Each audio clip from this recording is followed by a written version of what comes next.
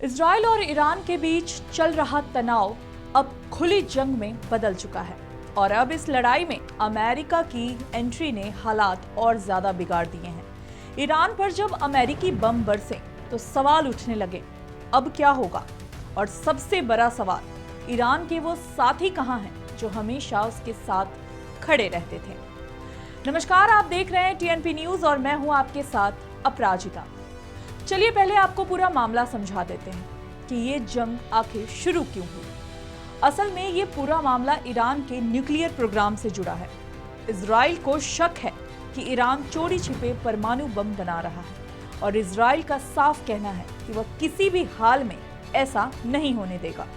इसी बीच गाजा में इजराइल और हमास के बीच जंग शुरू हो गई। ईरान ने हमास को समर्थन दिया। फिर क्या था?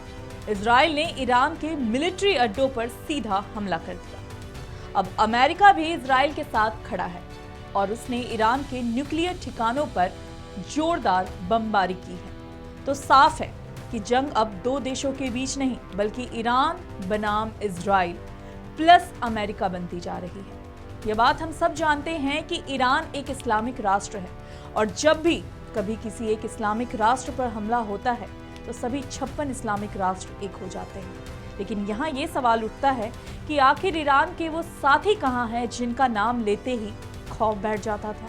दरअसल ईरान के करीबी माने जाते हैं हिजबुल्लाह, हुती विद्रोही और इराक की मिलिशिया। लेकिन आज ये सब शांत है, मैदान से गायब है। ऐसे समझिए, हिजबुल्लाह, जिसे ईरान की पहली डिफेंस लाइन कहा जाता है, उसने सिर्फ बयान दिया, कोई एक्शन नहीं। लेबनान सरकार नहीं चाहती कि उसका देश फिर से युद्ध में झोंक दिया जाए। अब बात करते हैं हुती विद्रोही की, जो यमन में अमेरिका के जहाजों पर हमले करते थे। उन्होंने अमेरिका से एक डील कर ली है। डील ये कि जब तक अमेरिका यमन पर हमला नहीं करेगा, वो भी रेड सी में चुप रहेंगे। दरअसल रेड सी यानी लाल सागर एक लंबा और पतला समुद्र है जो अफ्रीका और अरब देशों के बीच में फैला हुआ है। मिस्र, सूडान और इरिट्रिया जो अफ्रीका की तरफ है, वही दूसरी ओर अरब की तरफ है सऊदी अरब और यमन। ये सागर बहुत ज्यादा अहम है क्योंकि इसी के रास्ते से दुनिया का एक बड़ा हिस्सा सामान और तेल एक जगह से दूसरी जगह भेजता है। इसमें ही आता है मशहूर सुएज नहर जो यूरोप और एशिया को जोड़ती है। यहीं पर हाल ही में हुती विद्रोहियों ने कई बार जहाजों पर हमला किया है जिससे पूरी दुनिया की शिपिंग पर असर पड़ा। खैर, अब बात करते हैं इराक की। तो वहां की कताइब हिजबुल्लाह मिलिशिया भी बस बयानबाजी कर रही है, लेकिन ग्राउंड पर कोई हरकत नहीं दिखी।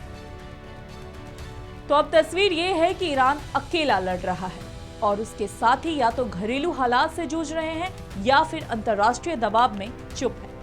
विशेषज्ञों की माने तो ईरान के साथी अब पहले जैसे मजबूत नहीं बचे हैं। सीरिया के रास्ते हिजबुल्लाह की सप्लाई टूट चुकी है, पूरी तरीके से कट चुकी है। हुती और इराकी मिलिशिया के पास इजराइल के खिलाफ बड़ी कार्रवाई की ताकत नहीं बची है। तो घूम फिर कर सवाल वहीं का वहीं है कि क्या वाकई ईरान इस बार अकेला पड़ गया है?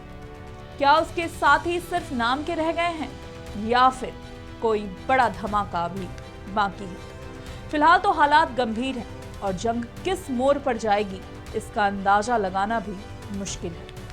इस पूरे विषय पर आपकी क्या राय है? हमें कमेंट करके अपनी राय जरूर बताएं। अगर आपको ये वीडियो जानकारीपूर्ण लगी हो तो लाइक, शेयर और सब्सक्राइब जरूर करें।